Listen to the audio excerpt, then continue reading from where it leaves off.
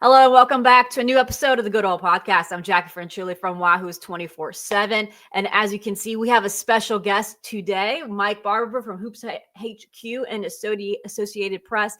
Mike, thanks so much for joining us today. Yeah, thanks for having me. It's a fun time of year. Yes, when everything kind of merges together, and then we add a little bit of a coaching search and a new coach hiring right in the middle of everything with all the chaos with the portal and spring football. And that's where we're going to focus on, Mike, because you and I were at Ryan Odom's first press conference as Virginia men's basketball coach. So we're going to start there. But before we get started, why don't you everybody go like this video, like this channel on YouTube so you can get notified whenever these videos are posted, and go ahead and review us on where you listen to your podcasts. But Mike, that was quite an introduction for Ryan Odom. They had Dave Matthews Band playing. He had his dad right there in the center watching him on, former Terry Holland's assistant. It was almost like a welcome home for somebody. You know, it's kind of like what you expect a former player to kind of get when he's named the head coach, but it did feel like that. It did. And you know, that's the trend in college athletics, right? I always joke that it's part press conference, part pep rally. And sometimes as a media guy, it's weird to be in the middle of that. I like the fact that they made, Ryan and Carla Williams available to us after, because it's almost like you're the turd in the punch bowl. Like you're at this big party and everybody's happy and excited. And we obviously still have a job to do. But I think, one, they wanted to make it clear that there is excitement about Ryan Odom. There's sort of a little bit of this almost tempered enthusiasm of like, as soon as Tony Bennett retired, people started saying, hey, maybe Ryan Odom will be the coach. And it's almost like he wasn't exciting anymore because we've been thinking about it for months. And I think that's a little silly, right? Like your first instinct is often your right instinct. And I think Ryan is a great fit. But I think UVA made a conscious effort to celebrate this because I think, one, his backstory, the roots to Charlottesville, that is a great story. That does make this a homecoming. And two, I think they got a really good coach, a proven winner. They want excitement, and I think they deserve it on this one. Yeah, so during, like you said, it was kind of a pep rally. Had the cheerleaders. He kind of walked up to the podium, like how you're coming in from a basketball game. But there's a lot of good roster breakdown and some tidbits of what to expect from Ryan Odom. And one thing, just talking to Carla Williams and even Wally Walker afterwards, who led up the coaching search committee, was that his experience turning programs around in 2 years and also in this climate of college basketball where you're going to go into the portal was one part where he was an intriguing candidate, and is why they focused in on him. Yeah, I think it makes a lot of sense. Like, look, he's got a lot of qualifications and his win-loss record, proven coach, but that's a real specific when you dig in and you look at, okay, what did he do at UMBC? Well, at UMBC, he kind of built a program. And then what did he do at Utah State? Well, Utah State was a little different. It was like he goes out there and it's just the reality of the portal era. When you take a job, you're hitting the reset button. It doesn't matter where you go. Guys are going to leave. You're going to bring guys with you. And Ryan has shown both at Utah State and at VCU that he can hit that reset button without it taking a year or two to get ramped back up. I think that's a skill. I think it's something that a lot of coaches talk about, maybe more privately than publicly, that they struggle with right now, right? Like, you hit that reset button and coaches are used to the old way where you're developing guys and, okay, these new faces, they don't have to contribute right away. Ryan's experience and track record doing that, I think it was appealing to a lot of people. I think it was appealing to Villanova. I think it was appealing to NC State. I think Virginia did well to move quickly because of that trait, among others. Yeah, what was pivotal here was not only his experience there, but also experience working with the UVA culture, which as we know, Mike, is a little different in certain facets. Obviously, they're moving in certain directions. And for example, adding GMs to several of their programs, as Carla Williams pointed out, Wally Walker is kind of acting in that realm right now temporarily. Ryan Odom says he would like to add a GM sort of person to the staff. So when you look at that, and his understanding of the culture through his dad's experience, that is an added bonus when you get in Ryan Odom. Yeah, I think so. And I know people feel sometimes like, okay, is a fit overrated? Like, do you have to be a fit? If you're not winning, if you just went 15-17 and missed the tournament, do you want a fit or do you want to shake things up? I think it only helps, man. Like Ryan Odom knows Charlottesville. He knows the people around here. He's got a comfort level. Look, in a lot of ways, and I don't mean this as a knock because I like this hire and I really like Ryan personally. He's kind of old school, right? He gets that from his dad, from the guys he's been in the business with, the Jim Larenegas, and just look at the way this transpired, right? You had Will Wade coaching McNeese and very openly talking about, hey, yeah, I'm in discussions with state. Yeah, this is my players know what's happening. I might be able to take some of them with me. Ryan was never going to do that, right? Ryan was never going to say, yeah, I'm looking, that's old school, right or wrong. That's the way he is. And I think some of that old school fits in. I mean, Tony Bennett was that way. And I'm not talking about anything negative. I'm not talking about stubbornness or being stuck in I'm talking about just the way you carry yourself. Tony Bennett and Ryan Odom are very similar in that regard. I think that makes Ryan a good fit at Virginia. But I think I like his modern way of attacking the portal, of NIL, of running a program. And I think he's just a great balance of what you want at UVA and what you're going to need at UVA. Yeah, and he's going to be attacking the portal pretty aggressively now. First, he's got to retain players, 5 players as of recording already in the portal. I imagine since we're going to post this later on Tuesday, maybe additional guys will be announcing their intentions to go into the portal. That doesn't mean they're gone, but most likely they're going to look at other options. And in this day and age, when you're trying to figure out a system for your players, most likely those guys are gone. A lot of them will be. So when Ryan Odom is attacking the portal, Mike, you're looking for familiarity. You're going to look at VCU's rosters, right? You're going to look at those guys. And, that's what he's done. I think there was a player from Utah State that followed them to VCU, and that's where you're going to attack. And there's some good talented players on that VCU team too. Yeah, it was interesting. I asked Ryan in our little side scrum, you're taking a team that's used to playing a slow pace half court game and you want to get up, press, and like, do you kind of have to start from scratch? And he said, I've never really worried about that. And you're right. Like, he's been able to take Max Shulga came from Utah State and he's the A-10 player of the year at VCU. And there were a bunch of VCU players in the crowd at JPJ. And I think that's pretty telling. And look, that's just the reality. But I think one of the things that stood out to me, because 2 years ago, ironically, coincidentally, I covered Ryan's introduction at VCU. I went to write a column for the Richmond Times-Dispatch when I was there. And one of the things that struck me was the relationship that Ryan was already striking up with the players he was inheriting. He was really creating a vibe of guys who thought they were going to leave, right? Coaching changed, I'm out the door. And Ryan really created this vibe of guys thinking like, I don't know, now I kind of want to hear a little more of what this guy's about.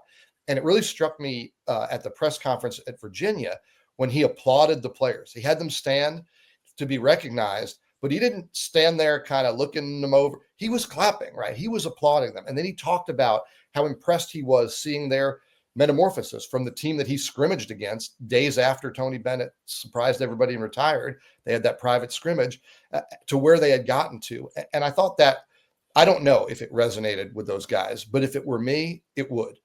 Right. To have him make so much of his day about them, right from the jump. I think Ryan is going to aggressively try to retain a lot of Virginia players, whether you and I think they fit the Ryan Odom system or not. I think he wants them for culture reasons. I think he wants them because they've been developed. I think he has a lot of respect for the way Tony ran this program. And I think Ryan would keep most of that roster if given the opportunity, whether or not they fit exactly his style. The guy's adaptable and he can win other ways. And that was one of the things that really struck me at his introduction. Yeah, and he said that he's already met with the team, I think it's 3 nights ago at this point, where they had like a team meeting. He wants to have more individualistic meetings here in the next weeks or so. And he also mentioned that he had a little bit of a workout right before actually the press conference. The team was having a team workout, and he was there with Mike Curtis was there, Kyle Guy was there. And the part that actually resonated with me, how he said that he likes keeping some former alumni of the school in the staff as well. How you mentioned at VCU, he brought some guys who are VCU alumni into his staff. Now, we saw a lot of current VCU staff members at that press conference. Some of those guys will be part of his staff, but he did mention Mike Curtis will be still part of the Virginia staff. So that's a welcome, familiar face. And he said he's open to adding more UVA alumni. So you're looking at Isaiah Wilkins, you're looking at Kyle Guy, you're looking at Coleman. So those are type of the things where he likes to assimilate both programs. He's done that in each stop, and that helps a little bit in that transition, right? It does. It does. And I'll be curious. I haven't heard yet about any of those younger guys and what their future kind of holds. And I don't know what their roles will be, if any, but I think you're right. And I think Ryan, it's an interesting spot. Part of his success, stop by stop by stop, has been keeping his staff together. But I think he recognizes this is a different animal, right? And that's not a knock on mid-major basketball, but like there is a difference between mid-major basketball and and it's why he got Griff Aldrich, the head coach at Longwood, his longtime friend. Griff was part of that UMBC staff. Are we allowed to talk about UMBC? I don't know. Like I know Virginia fans still recoil when they hear that, but Griff was part of that staff in that 2018 upset. Griff left a head coaching job at a Division I program to come be Ryan's associate head coach.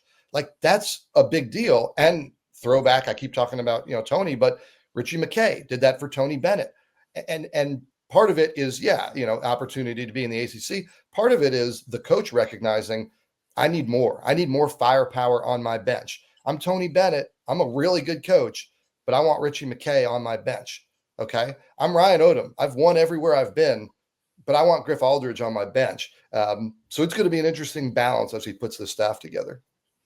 I think I know fans were shocked and no one asked about the UMBC question during the press conference. I know I got a lot of questions about that. I was like, well, there are bigger talking points when it comes to this press conference, including his style of play. That's one thing that we wanted to know, how he's going to transition into that. And I think what resonated with fans was when he says, I like offense. Yeah, no doubt. And probably a welcome change. Now, if you go into the metrics, especially at Utah State, his teams didn't play all that fast. It's got a faster feel because of the pressure on defense, right? It's two different styles of where Tony was sort of drop back and make it impossible to get to the rim. Ryan is get up and make it impossible for you to get into the offense. Different styles. I think one of the things I love, and again, I'm sort of gushing. I really like Ryan Odom, and I really like this hire. One of the things I love is Tony Bennett built this program as a defense first program. And even though Ryan talked a lot about offense, and I think he knows that'll sell, Ryan's a defensive guy. Like everything starts with those turnovers, with that pressure. I love the fact that Virginia can keep defensive intensity just in a different way, just in a different style. And I do want to say, because we did talk to Ryan and Carla and Wally off the podium, and I asked them about UMBC. And I asked Carla, I said, how much did that come up? And she sort of laughed. And I asked Wally, and he said, didn't come up with me. And I think that is an example of great coaching, but probably not what Ryan wants. Certainly not what Ryan wants his legacy to be long term, because I think just like Tony, right? What did Tony do? He turned UMBC the next year into a national title. Ryan Odom right now, the first line of his obit is led the first 16-1 upset. And just like Tony, I think Ryan wants to flip that to say Ryan Odom, who led Virginia to a national title, and somewhere down the way is the UMBC storyline. Yeah, he wants to be as a footnote in the history, not what the big history for Ryan Odom's career. And, we talked to Wally Walker and Carla Williams a little bit on the side. And throughout all this, Ryan Odom is coming in a time where college basketball, college football, all college programs are in an influx of change because the house settlement could come in and change a lot of things. And Carla Williams and Wally Walker kind of stressed that Virginia is ready for that. And they've already adopted a few plans and how they can kind of work with it. And the only thing that I saw that Wally Walker said they're still trying to figure out is commercial NIL because of the way Charlottesville is. It's a small town and they're going to be competing against urban universities. Yeah, it's a fascinating question because the other thing is with the house settlement and rev sharing coming, a lot of these contracts, and Wally is an old NBA GM. And when I was talking to him, Wally used the term front-loaded contracts. They're going to try to pay a bunch of this money. And I've got a story coming out for Hoops HQ that really, I've got some sources who gave us some of these dollar numbers and what they're going to be and how that stacks up in the ACC. And they're going to be in a surprisingly good, I think people are going to find it surprisingly good position. But what Wally was saying, hey, a lot of that money we want to spend before July 1st, before rev share and salary cap kicks in. So it's a fascinating sort of blend of NBA and college right now. And you mentioned the markets, right? Like look in the ACC. Okay, is Boston College as big a deal in Boston as Virginia is in Virginia? No, Virginia is a bigger brand in Virginia than in Boston College is in Boston where they compete against pro sports. But Boston's a lot bigger market, lot more business, a lot more money. You look at Miami. I mean, there are some big markets, but then you look at a place like Clemson, it doesn't get any smaller market than Clemson. And they're doing just fine with NIL dollars, with opportunities. So again, it's going to be what you make of it. It's going to be creative. And that's, I think, the most fascinating thing, Jacquie, of the NIL era, as we always talk about. Everybody is talking about what you should do or what you shouldn't do. And I had a coach tell me, like, hey, man, there's no playbook because every school is different. Every community is different. Everybody's administration is and so people look and say, well, look what they're doing. Well, that might not work here. Virginia's an in-between kind of market. They've got certain things about the way they want to carry themselves. I talked to Lo Davis this week, and he said one of the big challenges was just convincing the UVA community that NIL was okay. It's Right. not a dirty thing. This isn't us pushing the envelope. This is us. Actually, Lowe's term was being reactive. So it's just really fascinating how every different school, every different market, they're going to have to come at this thing in a little bit of a different way. Yeah, we've had Lowe a couple times on the show, and his first ever interview with Cap Futures was with us, and he was saying that was his main thing, was allowing the UVA community to do this, basically giving them permission to do this and explaining how this could help. And it's been a, not a struggle, but it's also been a challenge to get that buy-in from the community. And then afterwards, how it changes, because even his role is going to change with the House settlement, because they can't, I think after the House settlement, they can't actually negotiate as they are now. Then they kind of take a step back there and then become more of like a marketing company for the athletes. So again, that's going to change too. So it's a revolving door of rules and what works and what doesn't. And then these coaches also have to adapt. So, and that's what Ryan Odom said, that the UVA has the resources to be a top 10 team in order for them to have the rev sharing NIL, but they also know they still have to add like a general manager role for their programs. And it was fascinating that Carla Williams had said that they already moved in that direction to several sports, like Tyler Jones. We kind of figured Tyler Jones was that GM role of how much he had hands-on experience with football, but then know that Wally Walker's in that role. And then eventually they might add someone there. And then they also had a role for women's basketball. So that shows that UVA is moving at the pace that you expect.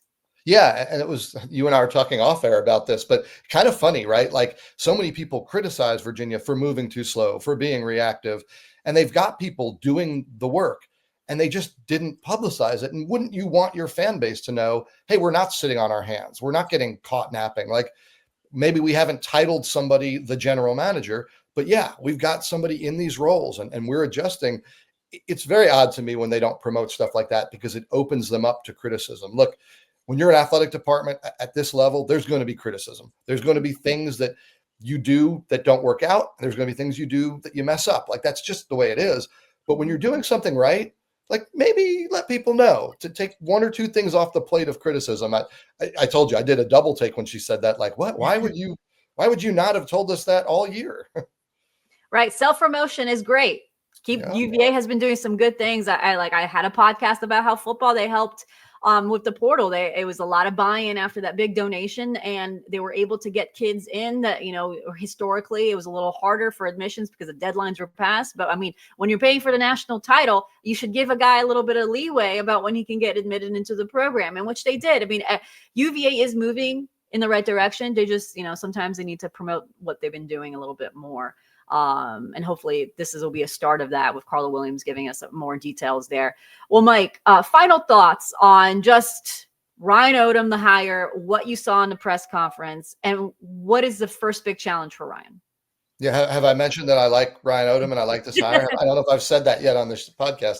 No, look, I think just because it was the obvious answer, and people have said, it doesn't mean it's the wrong answer, right? There's a reason that everybody immediately thought, ooh, Ryan. I was talking to Jim Larinaga 2 nights ago, and Jim said, as soon as Tony retired, he said him and his staff said, if they don't keep Ron, they'll just hire Ryan, right?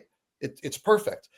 That was the sense through all of college basketball. And yeah, we get sidetracked and we start talking about Richard Pitino and Shaka Smart, but like, Ryan made a ton of sense because he's a great fit and a great hire. What does he got to do? Yeah, it starts with retaining players. That's number one. What will your roster be from a retention standpoint?